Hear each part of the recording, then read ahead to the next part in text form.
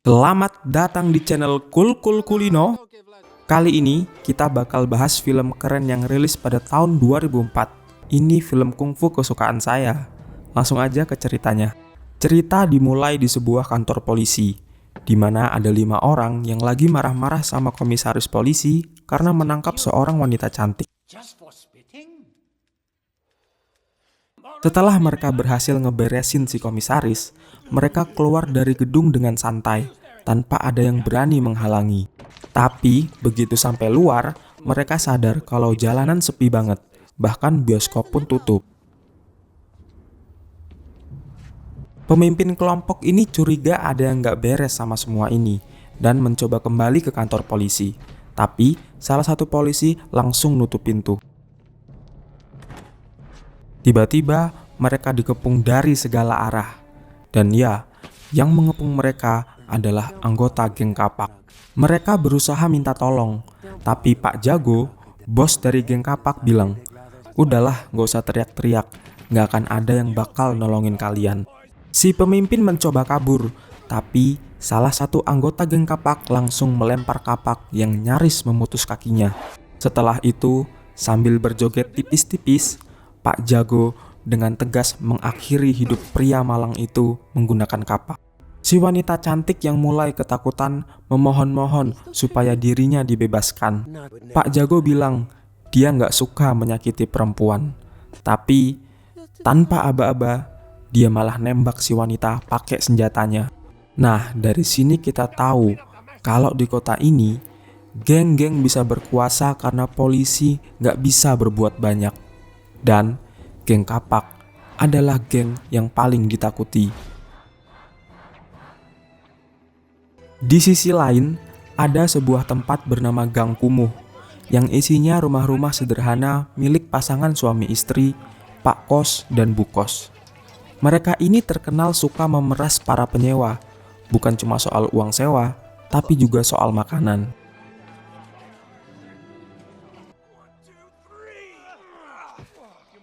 Pak Kos ini orangnya lumayan gatel. Dia suka ngegodain para wanita yang tinggal di gang itu.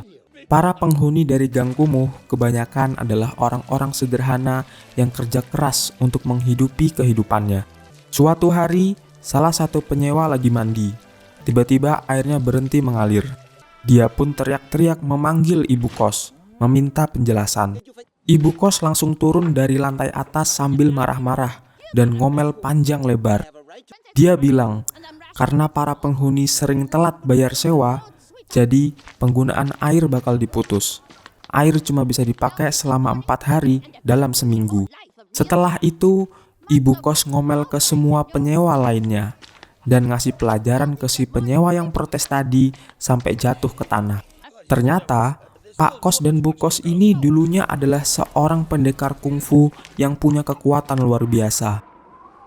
Setelah selesai ngomel, Bu Kos balik ke kamar dan mergokin Pak Kos yang lagi iseng ngegodain para wanita sambil ngintip-ngintipin mereka. Alhasil, Bu Kos langsung marah besar dan melempar Pak Kos keluar dari jendela. Beberapa waktu kemudian, Rangga dan Budi datang ke Gang Kumuh. Mereka masuk ke sebuah tempat cukur rambut. Rangga meminta tukang cukur buat motongin rambut si Budi. Setelah selesai, Rangga malah ngancem si tukang cukur. "Kenapa lu motongnya bagus banget?" Budi yang lagi pura-pura jadi bos geng Kapak nunjukin tato kapaknya buat bikin si tukang cukur ketakutan. Rangga narik si tukang cukur ke samping dan meminta uang supaya urusan ini cepat selesai. Tapi si tukang cukur nggak takut. Dia malah nantangin balik. "Lu nggak bakal bisa ngelakuin apa-apa karena ada ribuan orang kayak gue di sini." Tak lama kemudian, mereka dikepung oleh para penghuni Gang Kumuh. Rangga nggak gentar dan malah nantang mereka buat duel 1 lawan 1. Pertama, dia nantang seorang wanita dan ngasih kesempatan ke wanita itu untuk nyerang duluan. Ya, ternyata pukulan wanita ini lebih sakit dari yang dia kira. Rangga pun ganti menantang seorang kakek-kakek. Tapi ternyata si kakek ini badannya keker banget. Dia nyoba nantang yang lain, kali ini seorang anak kecil. Ternyata anak kecilnya juga berotot. Sementara itu, si tukang cukur udah manggil ibu kos, yang langsung datang dan mulai mukul Rangga pakai sendal. Rangga mengancam ibu kos. Dia bilang dia adalah anggota geng kapak, dan berjanji bakal manggil bala bantuan untuk menyerang gang kumuh. Dia pun nyalain petasan dan melempar petasan itu keluar tembok gang. Tak lama kemudian, anggota geng kapak, termasuk wakil bos mereka, masuk ke gang karena petasan tadi jatuh tepat di kepala si wakil bos. Rangga langsung nyalahin ibu kos. Dia bilang ibu kos lah yang melempar petasan itu. Tapi sebelum si wakil bos ngomong sesuatu, ibu kos langsung kabur dan sembunyi di bawah selimutnya. Si wakil bos pun mengalihkan perhatiannya ke si tukang cukur. Tapi sebelum dia menyerang, tiba-tiba ada kekuatan misterius yang memukulnya sampai dia terlempar ke tong sampah. Para anggota geng kapak langsung buru-buru nolongin si wakil bos. Dan si wakil bos nyuruh mereka untuk memanggil bala bantuan secepatnya. Tak lama kemudian seluruh gang dikepung oleh anggota geng kapak. Dan semua penghuni pun disandra. Salah satu anggota geng kapak menuang bensin ke dua penyewa. Dan Pak Jago mengancam seluruh penghuni gang buat nyerahin orang yang udah mukul si wakil bos. Atau dia bakal bakar mereka semua. Dia pun melempar korek api ke salah satu wanita, tapi dengan cepat langsung ditahan oleh si Kuli. Kuli ini adalah salah satu penghuni dari gang kumuh. Si Kuli mengaku kalau dialah yang udah mukul si wakil bos. Dia langsung diserang oleh semua anggota geng kapak, tapi berkat kemampuan kungfunya, dia bisa bertahan. Di tengah keributan, si penjahit langsung muncul dan membantu si Kuli untuk melawan para anggota geng kapak. Si tukang roti pun ikut gabung dan ternyata dia juga jago kungfu. Bahkan dia bisa menghancurkan senjata api pakai tongkatnya. Berkat kerjasama mereka bertiga, Pak Jago dan anggota geng kapak akhirnya kabur ketakutan. Malam itu, geng kapak langsung menangkap Rangga dan Budi karena udah berpura-pura jadi anggota mereka dan merusak reputasi geng.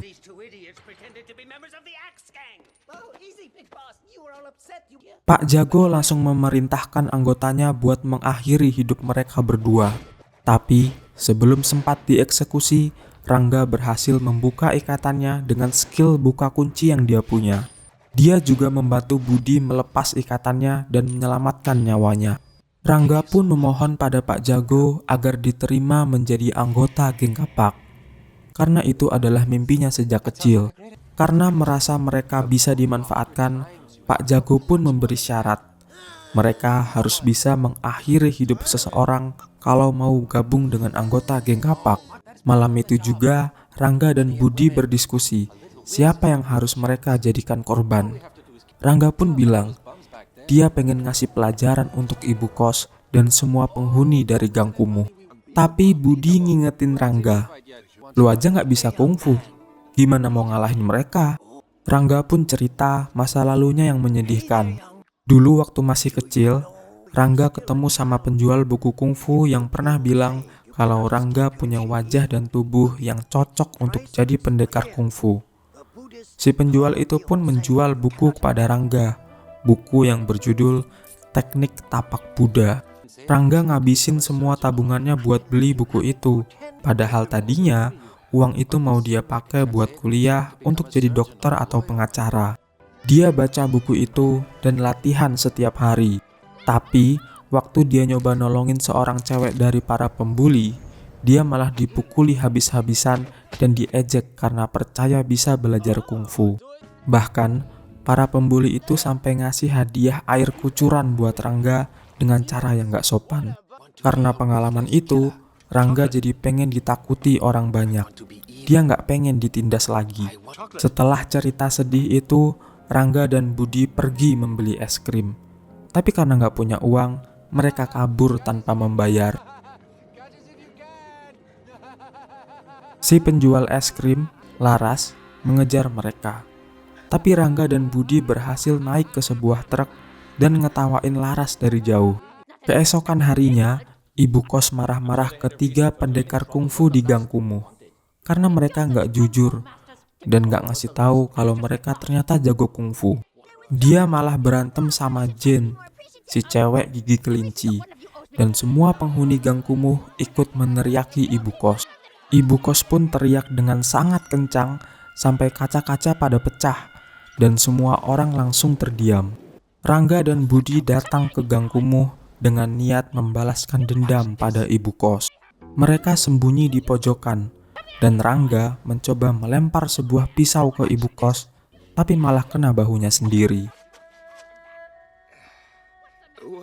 Dia minta Budi untuk gantian ngelempar pisau itu. Tapi karena kecerobohan Budi, pisau itu malah nyangkut di bahu Rangga yang satunya lagi. Untuk lemparan terakhir, Budi maju sedikit lebih dekat. Tapi pas dia lempar, pisau itu malah nyangkut di badan Rangga dan cuma gagangnya aja yang kena kepala ibu kos.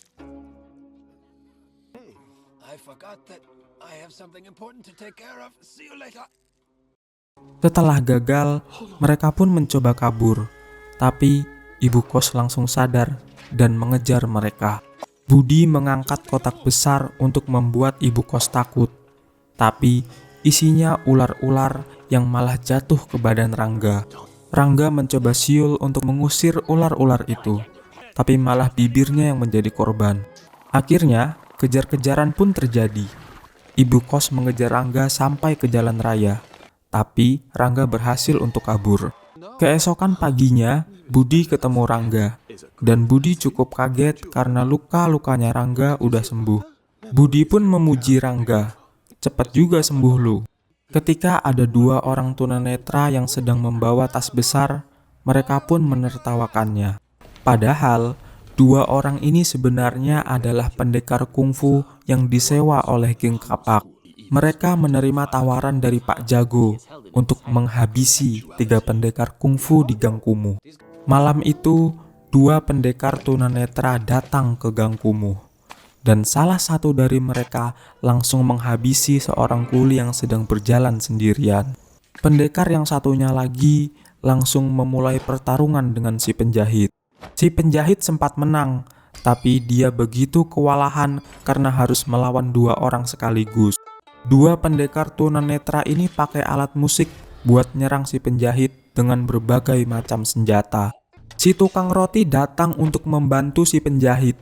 Tapi meskipun sudah berusaha keras, mereka berdua nggak bisa ngalahin 2 pendekar tunanetra itu. Pas mereka hampir kena serangan terakhir, ibu kos langsung muncul dan teriak dengan sangat kencang sampai serangan dari tunanetra itu berhenti. Pak Kos tiba-tiba muncul di antara 2 pendekar tunanetra dan langsung menghancurkan alat musik mereka. Dia mulai mengeluarkan jurus andalannya. Pak Kos memakai kekuatannya untuk melempar 2 pendekar itu selayaknya sebuah mainan. Tapi 2 pendekar itu segera bangkit dengan cepat dan langsung ngebenerin alat musik mereka untuk menyerang balik Pak Kos. Ibu kos datang untuk membantu Bapak Kos dan teriak dengan sangat kencang sampai 2 pendekar itu terlempar jauh dan baju mereka pun robek-robek. 2 pendekar itu pun minta ampun dan kabur ketakutan. Bu Kos langsung mengancam Pak Jago. Lu jangan macem-macem lagi sama gue. Seluruh gang pun berduka atas kepergian si kuli dan si penjahit. Si tukang roti berterima kasih pada Pak Kos dan Bu Kos karena udah ngasih dia kesempatan untuk melihat kehebatan mereka sebelum dia meninggal. Pasangan suami istri itu pun cerita kalau mereka pengen hidup biasa aja karena anak satu-satunya mereka meninggal gara-gara kungfu.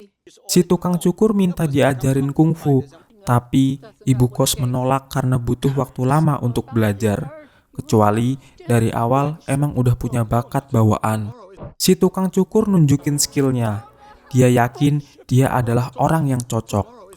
Tapi cuma 1 pukulan dari ibu kos langsung bikin dia tumbang. Keesokan harinya, Rangga dan Budi melihat Laras lagi jualan es krim. Rangga pun mengancam Laras agar bisa memberinya uang. Ketika mereka mau pergi setelah mengambil uang Laras, tiba-tiba Laras nunjukin sebuah permen. Ternyata Laras ini nggak bisa bicara dan dia ngasih tanda kalau dia kenal sama Rangga. Laras adalah cewek yang dulu pernah Rangga coba tolong dari para pembuli waktu mereka masih kecil. Karena malu, Rangga langsung membuang permen itu dan kabur. Dia emosi dan bilang ke Budi, "Pergi dari sini." Rangga ngasih semua uang yang mereka curi ke Budi dan menyuruhnya untuk kembali ke kampung halaman. Tiba-tiba Rangga ditangkap oleh 2 anggota geng kapak. Rangga dibawa ke hadapan Pak Jago, orang yang ngasih dia tugas terakhir agar bisa bergabung secara resmi dengan anggota geng kapak. Dia dibawa ke sebuah rumah sakit jiwa. Di sana, penasihat geng kapak ngasih dia peta dan nyuruh dia untuk pergi ke sel terakhir untuk membebaskan seseorang di dalamnya. Rangga langsung masuk, dan meskipun ada banyak tanda larangan, dia tetap pakai skill buka kuncinya untuk membuka pelan-pelan pintu besi itu. Di dalam ada seorang pria paruh baya yang kelihatan biasa-biasa aja. Namanya si Monster. Si Monster dibawa ke markas geng kapak, tapi nggak ada yang percaya kalau dia itu adalah pembunuh terhebat. Penasihat geng kapak menanyakan harga bayaran untuk si Monster, tapi dia bilang dia cuma butuh lawan yang sepadan, bukan uang. Pak Jago masih nggak yakin dan nyuruh anak buahnya untuk mukulin si Monster. Si Monster pun cuma geli-geli doang nerima pukulan itu. Malahan, dia ngambil senjata dari salah satu anggota geng kapak dan menembak dirinya sendiri. Tapi dengan cepat, dia berhasil nangkep pelurunya cuma pakai 2 jari.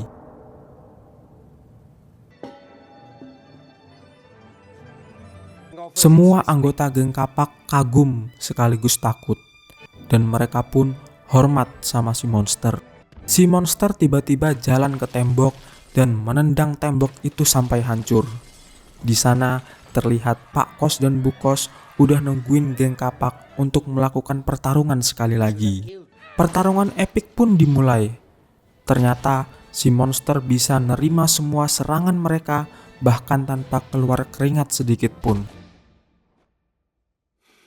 Si Monster mulai membuat Pak Kos dan Bu Kos kewalahan.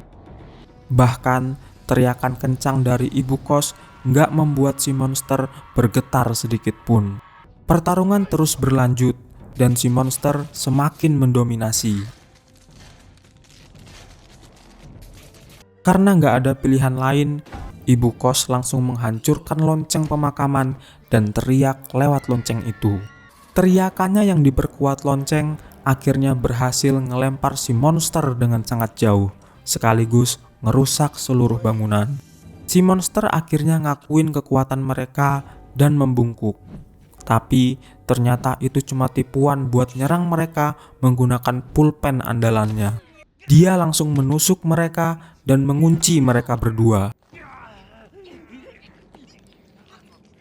Sadar kalau si Monster terlalu berbahaya, Pak Jago pun nyuruh Rangga untuk mukulin kepala si Monster pakai kayu. Tapi Rangga malah mukul kepala Pak Jago dan baru ngancurin kayu itu ke kepala si Monster. Si Monster langsung marah besar.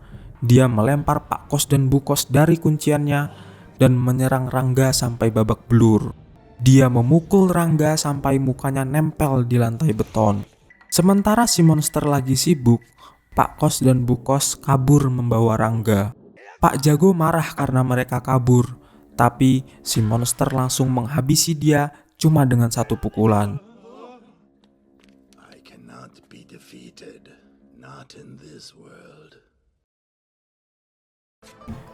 Kembali ke gang kumuh, Pak Kos dan Bu Kos berhasil nyelamatin Rangga pakai obat-obatan tradisional dan akupuntur. Bu Kos kaget karena Rangga sembuhnya cepet banget. Di luar, si Monster udah ngepung gang itu dengan semua anggota geng kapak. Rangga akhirnya pulih dan membantu Pak Kos dan Bu Kos untuk beristirahat. Dia pelan-pelan keluar dari kamar. Pertarungan terakhir pun dimulai. Pertarungan antara seluruh anggota geng kapak dengan Rangga. Meskipun dia cuma sendirian, Rangga bisa membantai mereka semua satu persatu. Pak Kos dan Bu Kos menyadari kalau si monster udah membuka aliran chi-nya dan ngelepas potensi sebenarnya. Setelah ngalahin semua anggota geng kapak, Rangga dengan tenang berjalan ke arah si monster dan memukul dia sampai terlempar keluar gedung. Mereka pun bertarung dengan sengit, tapi si monster akhirnya nunjukin wujud aslinya. Dia membuka jurus kodok gila yang membikin dia jadi super kuat. Dengan satu pukulan, dia melempar Rangga sampai terbang tinggi ke awan. Di atas sana, Rangga mendapat berkah dari Sang Buddha. Dia mengingat teknik tapak Buddha. Dia pun jatuh ke bawah dengan cepat. Dia memakai teknik itu dan langsung menghantam si monster sampai nempel di dasar lantai. Tapi sebelum dia menghabisi si monster mengakui kekalahannya. Ternyata, lagi-lagi itu hanyalah tipuan dari si monster. Dia langsung berencana untuk menusuk si Rangga. Tapi serangan terakhir Rangga membuat dia kaget. Ada lubang besar di tembok sebelah si monster. Bentuknya seperti telapak tangan. Melihat kemampuan kungfu Rangga yang jauh berada di atasnya, si monster akhirnya benar-benar mengakui kekalahannya. Dan dia menerima Rangga sebagai gurunya. Beberapa waktu kemudian, Rangga dan Budi membuka toko permen di kota. Laras muncul di depan toko. Dan Rangga pun langsung sadar. Mereka akhirnya bertemu lagi. Dan film pun berakhir dengan si penjual buku kungfu yang lagi-lagi menjual bukunya kepada seorang anak kecil. Oke, itu dia ceritanya. Semoga kalian suka. Dan jangan lupa subscribe untuk nonton konten alur cerita film yang lain dari channel ini. Terima kasih. Sampai jumpa. Bye-bye.